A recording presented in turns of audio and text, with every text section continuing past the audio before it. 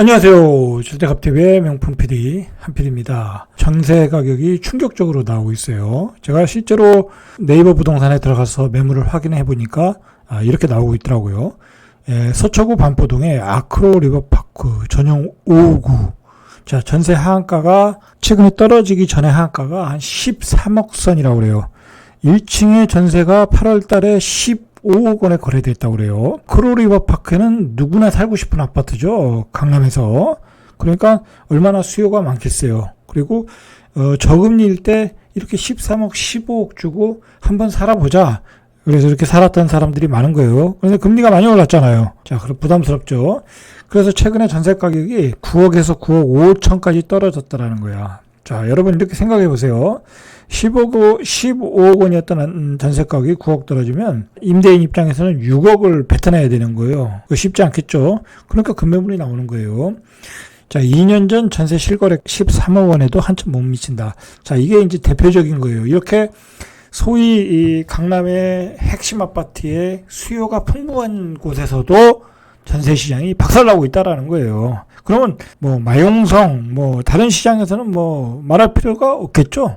전세 시장의 거품이 빠지고 있다라는 걸 바로 우리는 아크로 리버파크에서 확인할 수 있어요. 돈 있으신 분들은 이럴 때 들어가서 한번 살아보시는 것도 괜찮죠. 크로 리버파크만 작살난 게 아니라 또 대표적인 또 송파의 잠실동 한 달 새 전세 가격이 1억씩 낮춰서 매물이 등장하고 있다.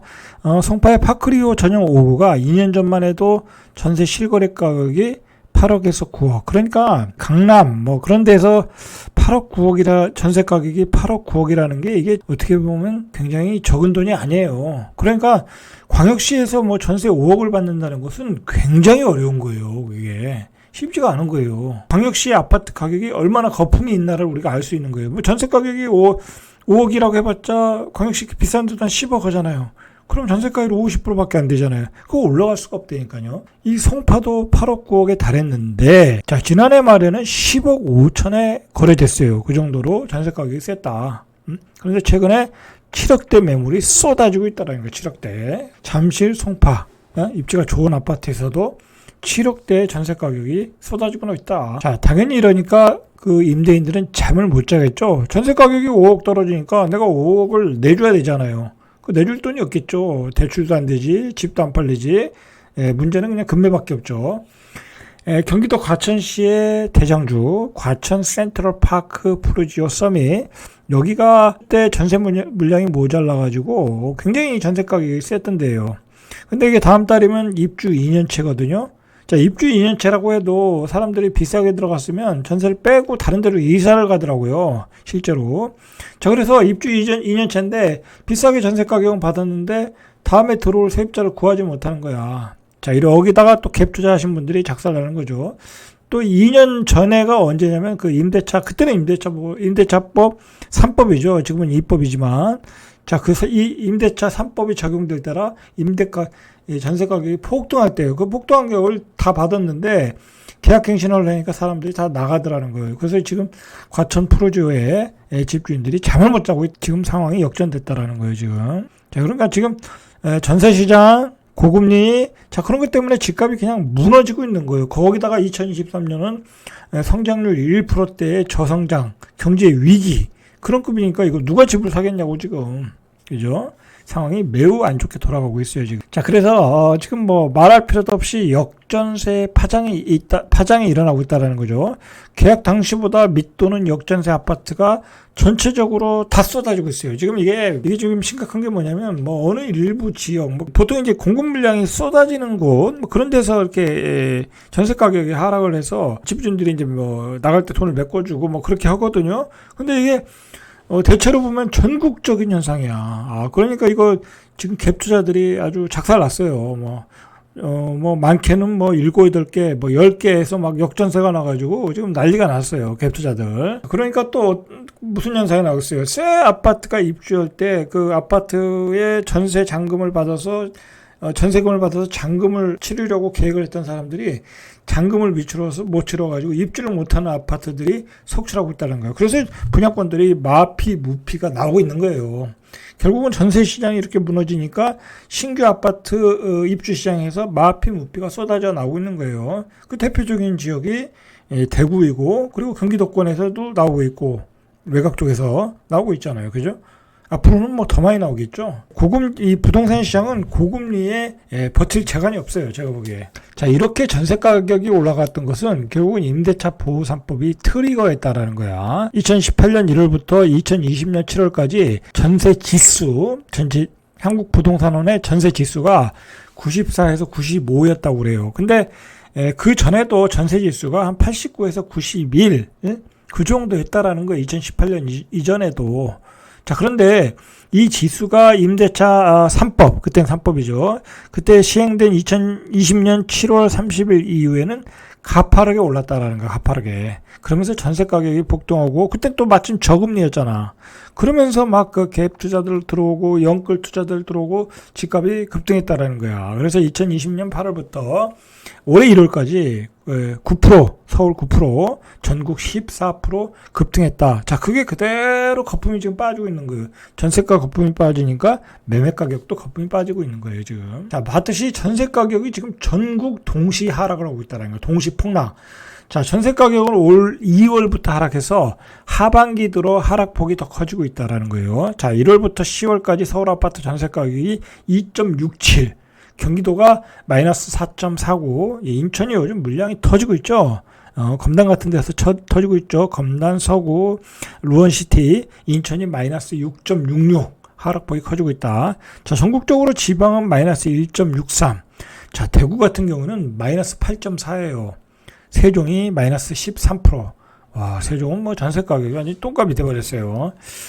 자, 이렇게 전세 가격이 어마어마하게 폭락하고 있다. 자, 그동안 우리는 다 빚을 내서 전세에 살았던 거예요, 결국은. 당연히 금리가 올라가니까 이자 폭탄이 떨어지니까 4.9에서 상단이 7.3이 되니까 전세 대출을 못 받겠죠?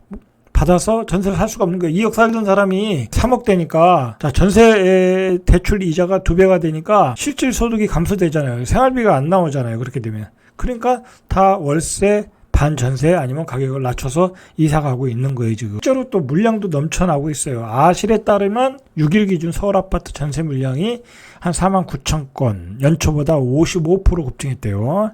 자, 어떤 이유로 급증했는지는 뭐냐면 이제 전세 수요자도 없어졌고 매매가 안 되니까 그 매매 물건이 전세 시장으로 도로 나오는 거야. 그러니까 전세 시장의 물량은 넘쳐나고 전세 수요자는 월세나 반전세로 빠져나가고 그런 구조로 가고 있는 거예요, 지금.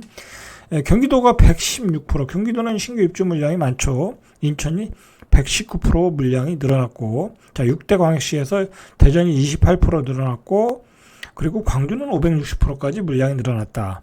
자, 매매 시장이 침체니까 안 팔린 집들이 전세 시장으로 쏟아져 나오고 있다. 당연히 전세 가격이 폭락하니까 전세 입주인들이 세입자를 들이려고 전세 가격을 경쟁적으로 낮추겠죠.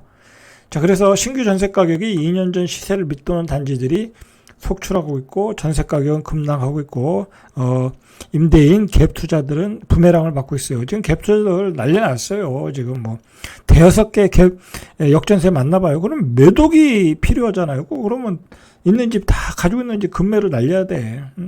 그러니까 이게 말짱 헛거래니까. 자, 이게 또 문제가 되는 데가 어디냐면 신규 입주 아파트잖아요. 그런 단지는 물량들이 쏟아져 나오잖아요. 검단 같은 데 보세요. 뭐 1000가구 입주하는데 500가구 이상 쏟아져 나온다니까. 그러면 뭐 거기 기반 시설도 안 돼 있고 그러다 보니까 신규 세입자를 구하지를 못해. 그러니까 새 아파트가 전세가 2억도 안 가. 1억 8천 막 그렇다니까요.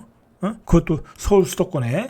자, 이달 말 입주를 시작하는 인천 부평구 상곡동의 799가구의 부평 두산 유브더 파크 아파트가 최근 전세 매물만 221건, 799가구 중에 221건이 전세 물건으로 나왔다는 얘기예요. 전세만 그렇다는 거야. 월세도 또 있겠죠. 분양가가 5억 600만 원, 전용 84가. 근데 전세 가격이 2억 2천만 원이라는 거예요. 그러니까 이거 50%도 안 되는 거야, 전세 가격이. 자, 주변에 기존 주택 시세보다도 더 싼 현상이 나오고 있다는 거예요. 그쪽보다도 신축이 더 싸. 그러니까 구축에 전세 비싸게 살던 사람이 신축으로 이사 오겠죠. 더 싸다고 하니까. 심지어는 신축 아파트에서 전세가 안 나가니까 입주 기간을 연장까지, 재건축 재개발된 아파트는 조합 회의를 열어서 연장을 할 수 있으니까 최근 입주를 시작한 서울 서대문구 푸르지오 센트럴파크가 조만간 입주자 총회를 열어서 입주 기간을 내년 1월 말까지 한 달 연장하는 방안을 논의한다.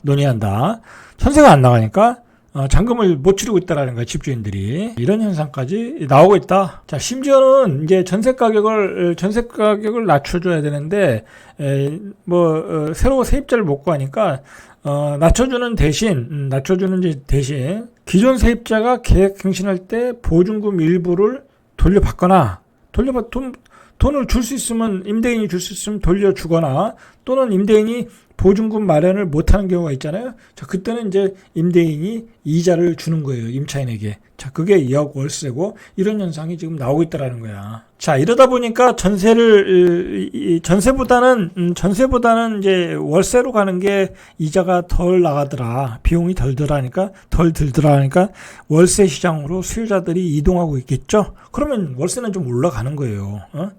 자, 전세대출 금리 급등으로 이자 부담이 커진 데다 대안으로 택하는 월세 비용마저 뛰고 올해 10월까지 서울 아파트 월세 가격이 한 4.8% 올랐다고 그래요. 수도권은 6.3%. 실제로 월세 가격은 많이 올랐어요. 지난해 1월 기준으로 하면 서울 월세값 상승률은 한 10%대에 이른다. 자, 근데 문제는 뭐냐면 전세가 안 나간다고 월세로 또 놓을 수도 없어. 왜냐면 그 전세돈을 빼줘야 월세가 가능한 거잖아. 그걸 못 빼주는 거야. 자, 그런 점 때문에 갭 투자들이 힘들어하는 거예요. 실제로 월세 비중이 증가하고 있어요. 9월 말 전국 임대차 거래 20만 5,206건 중 월세 거래량이 53.5%, 10만 9,987건. 어마어마하죠. 이제 둘 중에 하나는, 임대차 거래 중에 둘 중에 하나는 월세라는 거야. 자, 올해 4월 월세 비중이 2011년 통계 집계 이래로 처음으로 절반을 넘겼다라는 거야. 6개월 연속 50%를 유지하고 있다. 그러니까 이게 어마어마한 거예요. 옛날에 그 월세로 잘 안 살았거든. 자, 이건 뭐냐면 좋은 사람들이 살라고 그러잖아요. 그래서 전세대출 받아 살았잖아. 근데 전세대출이라는 것도 월세거든, 사실은. 은행에다 이자를 내는 거니까. 자, 그런 주택에 살다가 사는 수준을 낮추지 못하니까 결국은 전세보다는 월세가 비용이 덜 들어간다니까 자연스럽게 월세로 이렇게 이동을 하고 있다라는 거야. 그런 현상이 지금 벌어지고 있다. 자, 월세도 늘어나고 있고 반전세 수요도 급격하게 늘어나고 있어요. 실제로는 반전세가 굉장히 많아졌어요. 하나만 더 보시죠. 반토막 난 전세 가격. 가락동 헬리오시티 유명한 아파트잖아요. 전용 84 전세효과가 8억 4천까지 하락했다는 거예요. 지난 6월에 15억 8천만 원. 이건 뭐 매매 가격이네요. 그때는 왜 이렇게 비쌌는지 모르겠어요. 자, 전세 가격을 맺은 것과 비교하면 거의 반토막이다. 반토막 났어요. 그러니까 15억 8천에 전세 놓은 사람은 지금 8억 4천 정도를 어디서 8억을 구해서 줘야 되는 거야. 그 15억 8천에 산 사람은 융자를 많이 받았을 거 아니에요. 그럼 이 사람은 이사 가겠죠. 싼 집으로. 그죠? 난리가 난 거예요. 그러니까 헬리오시티에서 급매물들이 나오는 거예요. 자, 지난 7월에는 17억 5천만 원에 전세 썼어요. 그러니까 이게 저금리 시대의 전세 가격에도 버블이 어마어마하게 꼈다는 거야. 우리가 그걸 매매 가격이면 버블이 낀 게 아니야. 전세 가격에 버블이 거쳐지니까 매매 가격도 걷어지고 있는 거예요. 그러니까 이게 집값이라는 것은 이 전세 가격이 기본적인 토대야. 이 전세 가격이 무너지면 집값이 올라갈 수가 없어요. 근데 우리가 전세 가격이 올라갈 수 있었던 것은 굉장한 저금리 때문에 올라간 거야. 근데 이제 저금리가 안 되잖아. 이 전세 가격은 실수요거든. 실수요자들이 전세를 피하고 다 월세로 가고 있잖아. 그죠? 그러니까 이게 집값은 이제 금리가 떨어지지 않는 한 장기 하락으로 하는 거야. 중간에 너무 낙폭이 끄면 한번 조금 반동을 주더라도 그냥 장기 하락이야. 전세 가격이 받쳐주질 못하는데, 그죠? 자, 그러니까 2023년 되면 계속 금리가 올라가잖아요. 그죠? 그리고 금리의 효과는 시간을 두고 계속 이게 누적되거든, 쌓이거든. 그러니까 2023년 되면 금매물들이 쏟아져 나오는 거죠. 그러니까 뭐 지금 서두를 이유가 없어. 전세 가격 떨어지는 것만 잘 보고 계시면 돼. 자, 오늘은 여기까지. 이상 절대값TV의 명품 PD 한PD였습니다.